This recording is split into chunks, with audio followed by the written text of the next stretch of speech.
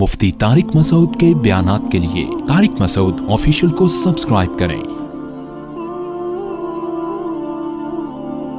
طارق مسعود official.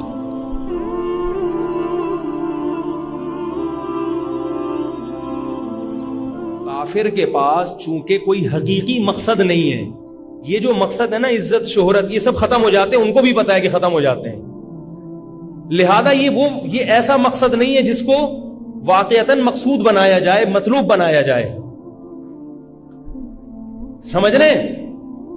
یہ مقصد صرف اسلام نے بتایا ہے کہ دنیا میں آنے کا بنیادی مقصد عزت شہرت دولت ہے ہی نہیں۔ آنے کا بنیادی مقصد کیا ہے؟ جنت کا حصول، اللہ کی رضا۔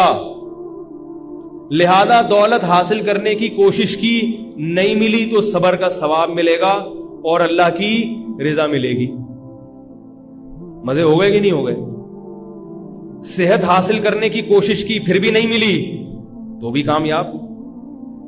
ایوب علیہ السلام کی تو ساری زندگی بیماری میں گزر گئی نا، یہی چیز ان کے لیے کامیابی کا ذریعہ بنی، اور اللہ نے ایوب علیہ السلام کے صبر کو قرآن میں بیان کیا، فرمایا نعم العبد، کیا خوب بندہ تھا ایوب، حالانکہ ان کی ساری زندگی دنیاوی اعتبار سے ناکامی میں گزری ہے۔ ایسی خطرناک موذی بیماری ایوب علیہ السلام کو لگی، پوری جوانی اس بیماری میں گزر گئی، مگر پھر بھی کیا ہوئے؟ ناکام ہوئے، کامیاب ہوئے؟ کامیاب ہوئے۔ میرے ایک استاذ تھے، انتقال ہو گیا، اللہ ان کی مغفرت فرمائے، حضرت مفتی رشید احمد صاحب رحمہ اللہ کے خلیفہ بھی تھے۔ بیمار ہو گئے جوانی میں ہی، بچے بھی تھے ان کے چھوٹے چھوٹے، الرجی تھی ان کو، نزلہ کھانسی بہت زیادہ بڑھ گئی، اتنی لمبی بیماری چلی، اور اس تکلیف میں ہم جب بھی ان کی عیادت کرنے جاتے تھے تو ان کو اپنی بیماری کا زیادہ غم نہیں تھا، اس بات کا تھا کہ پتہ نہیں میری مغفرت ہوگی کہ نہیں ہوگی اگر میں مر گیا۔ سمجھ رہے؟ دیکھو یہ کتنی اچھی سوچ ہے۔ ان کی سوچ یہ تھی کہ اگر میں ابھی صحت مند ہو بھی گیا تو کل دوبارہ لیٹوں گا بستر پہ، ہمیشہ تھوڑی چلتا پھرتا رہوں گا۔ بھائی اگر میں ابھی بستر پہ لیٹ گیا ہوں اور اب اگر مجھے شفا مل بھی گئی تو کب تک کے لیے ملے گی؟ 10 سال 15 سال 20 سال، بالآخر دوبارہ لیٹنا ہے۔ ایک وقت آتا ہے کہ آپ ابا جا رہے ہیں، ابا آئی سی یو روم میں، لوگوں کی کالز آتی ہیں نا، مفتی صاحب دعا کریں ابا آئی سی یو روم میں ہے، ابا کو آپریشن ہے، ڈاکٹر ہوش میں نہیں آ رہے ابا۔ یہ سب ہوتا ہے کہ نہیں ہوتا؟ میرا خیال ہے آپ لوگ کے ساتھ نہیں ہوگا، سب کے ساتھ ہوتا ہے بھائی۔ ابا کو ریڑھ کی ہڈی کا کینسر ہو گیا ہے، ابا کو کے گردے خراب ہو گئے ہیں، ابا کو جو ہے نا ہرنیا ہو گیا ہے۔ جب دوسروں کے اباؤں کے ساتھ ہو رہا ہے تو آپ میں اور آپ کے ساتھ نہیں ہوگا؟ ہم بھی تو ابا ہیں، اگر نہیں ہیں تو بن جائیں گے کل۔ ایسا نہ ہو اس چکر میں ابا ہی نہ بنے آپ کہ یار اباؤں کے ساتھ ہوتا ہے میں باپ بنتا ہی نہیں، تو چچا کے ساتھ ہو جائے گا۔ آپ چچا ہو گئے کسی کے، ماموں ہو گئے کسی کے، ابا ہو گئے تو ذرا عزت کے ساتھ علاج ہو جائے گا، بچے عزت کے ساتھ کر لیں گے علاج۔ لیکن لیٹنا ہے کہ نہیں ہے تھوڑے دنوں میں جا کے؟ کب تک چلتے پھرتے رہو گے، ناچتے بھاگتے رہو گے؟ بالآخر جنا ہسپتال میں، سول ہسپتال میں کبھی نہ کبھی جا کے لیٹنا ہے۔ ایک ہی صورت ہے، نہ لیٹنے والی کوئی ٹرک مار کے چلا جائے، آپ کو آن دا اسپاٹ مر جائے، وہ اور خطرناک ہے۔ لیٹا ہوا آدمی کم از کم توبہ تو کر لیتا ہے تھوڑا سا، اب پتہ نہیں اللہ نے اگر وہ فلم دیکھ کے نکل رہے تھے اور ٹرک مارتا ہوا چلا گیا تو اور خطرناک موت ہے۔ اور آج کل یہ خطرناک موتیں زیادہ ہو رہی ہیں، بیٹھے بیٹھے بندہ گر جاتا ہے، ہارٹ اٹیک ہو جاتا ہے۔ تو اب اللہ والوں کی آپ حالت دیکھیں، بستر پہ لیٹے ہوئے ہیں، بیماری کا اتنا غم نہیں ہے۔ غم کس بات کا ہے؟ آنکھوں سے آنسو نکل رہے تھے، کہہ رہے دعا کرو اللہ مغفرت کر دے، کیونکہ دیکھو اصل مقصد ہے اللہ کی رضا۔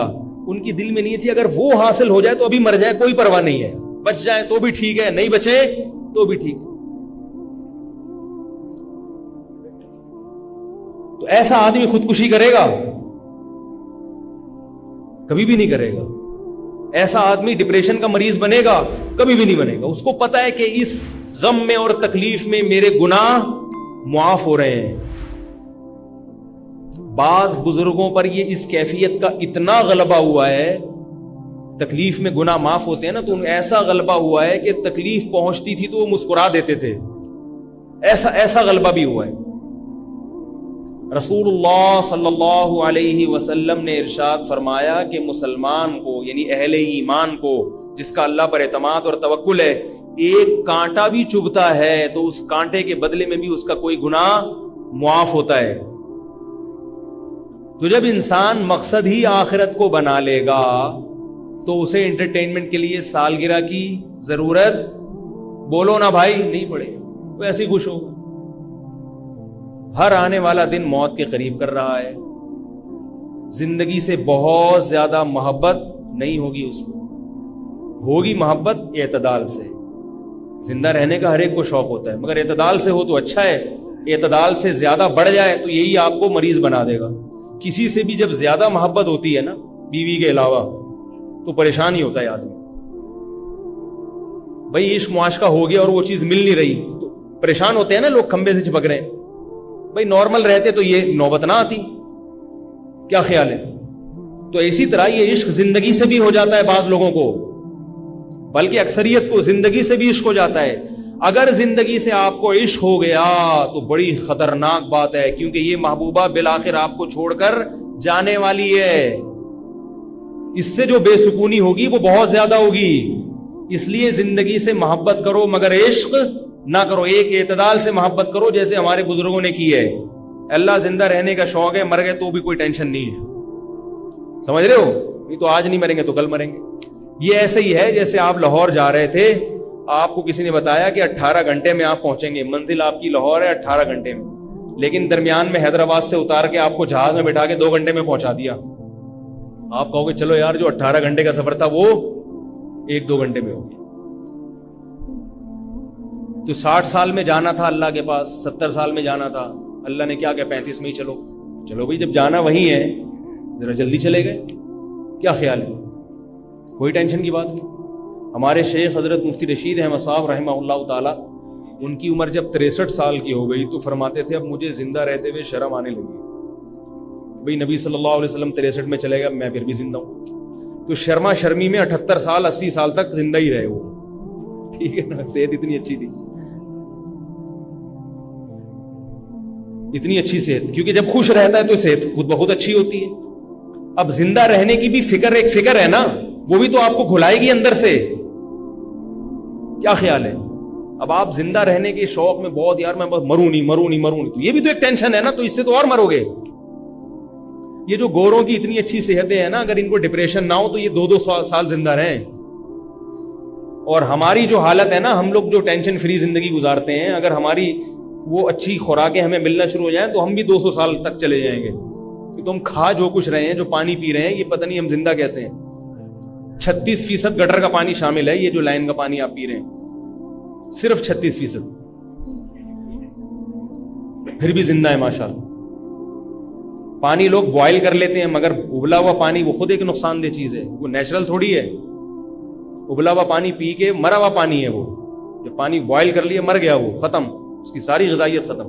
اب آپ وہ پیئیں گے، ہضم بھی جلدی ہوگا، لیکن تھوڑے دنوں میں آپ کا معدہ چھوئی موئی بن جائے گا، اور اس میں نیچرل پانی ہضم کرنے کی صلاحیت ختم ہو جائے۔ تبھی جو ابلے ہوئے پانی پیتے ہیں وہ عام پانی کا ایک گھونٹ نہیں پی سکتے، اس لیے پانی بھائی ابال کے نہیں پیا کرو۔ جو ڈاکٹروں کی وہ بات کبھی بھی تسلیم نہ کرو جو فطرت کے خلاف لے کے جا رہی ہے، یہ بات یاد رکھو، چاہے کیسی تحقیقی ریسرچ کیوں نہ ہو۔ ہزاروں سال سے انسان بغیر ابلا ہوا پانی ہی پیتا آ رہا ہے، آدم علیہ السلام سے لے کے آج تک۔ ہمارے نبی نے بھی کبھی پانی ابال کر نہیں پیا۔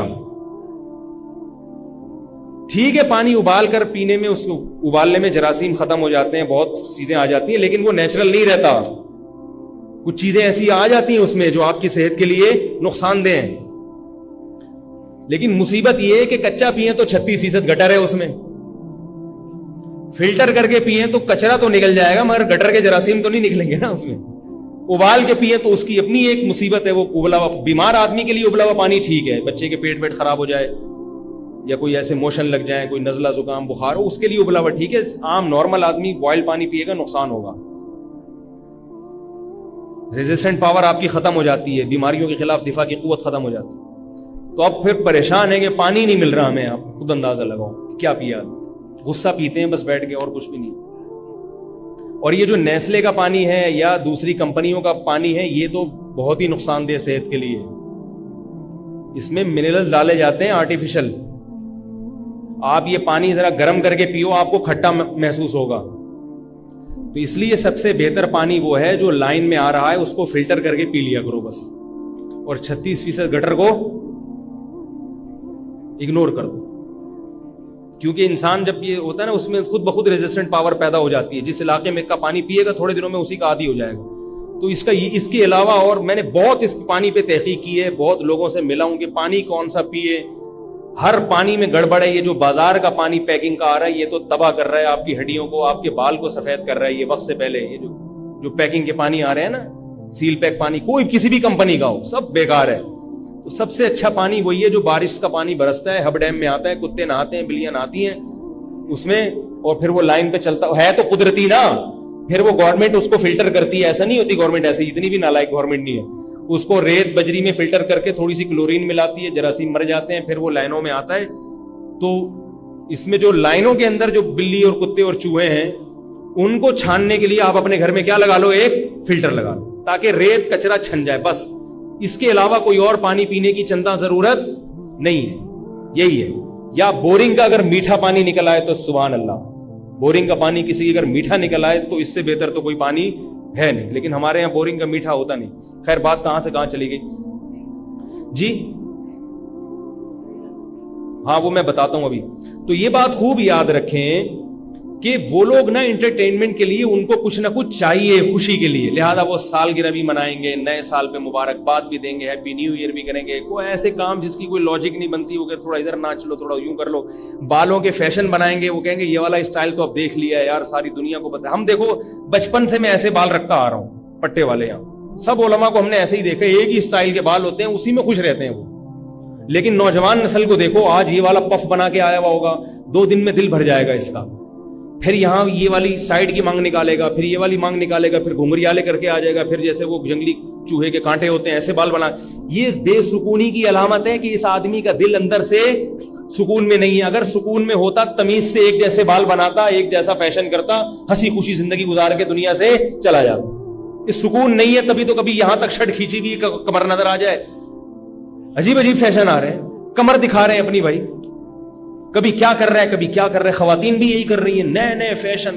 یہ خدا کی قسم, میرے شیخ مفتی رشید احمد صاحب کہا کرتے تھے کہ جب انسان گناہ کرتا ہے, سب سے پہلا عذاب جو اللہ کی طرف سے اس پر آتا ہے وہ یہ کہ اس کے دل کا اللہ سکون چھین لیتے ہیں, دل کا سکون چھین لیتے ہیں. اس کو پھر ان چیزوں میں سکون تلاش کرتا ہے مگر ملتا نہیں ہے.